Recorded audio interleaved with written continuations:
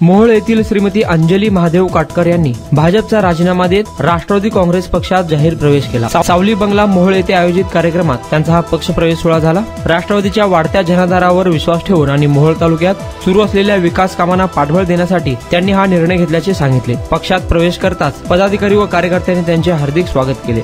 नमस्कार।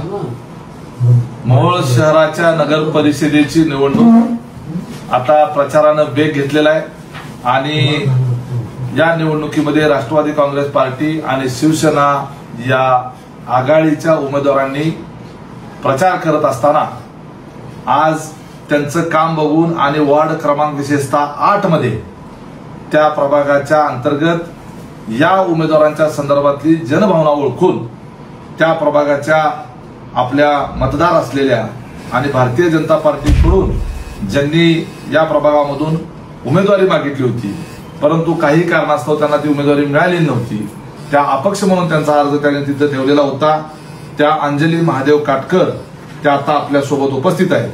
त्यांनी भारतीय जनता पार्टीमधून राष्ट्रवादी काँग्रेस पार्टीमध्ये आता प्रवेश केलेला आहे।